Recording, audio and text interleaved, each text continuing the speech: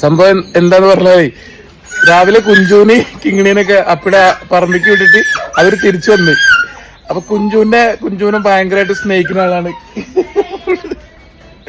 കുഞ്ചു അവിടെ കൂട്ടില്. അതാ അപ്പൊ കുഞ്ചും കൊണ്ട് അവിടുന്ന് പറമ്പെന്ന് വന്നപ്പോ ഭയങ്കര വിഷമം അവൾക്ക്.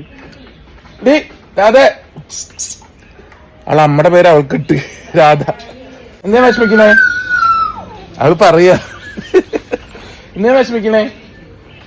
ഇതൊക്കെ ആത്മാർത്ഥമായിട്ട് ആരും സ്നേഹിക്കരുത്. ആത്മാർത്ഥ സത്യസന്ധമായിട്ട് ആരും നീ സ്നേഹിക്കരുത്.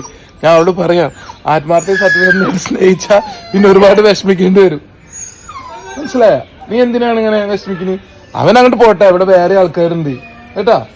സ്നേഹിച്ചോ, ആത്മാർത്ഥ വേണ്ട, ആരിലും അഡിക്റ്റ് ആവരുത്. അത് കൊടുക്കേ കരയണ്ട കേട്ടാ.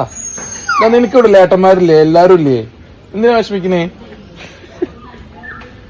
ഇപ്പൊ ഞാൻ അവളെ ഒന്നുകൂടി അങ്ങോട്ട് വരുത്തിപ്പിച്ചാലേട്ടാ. വരാതെ കുഞ്ചു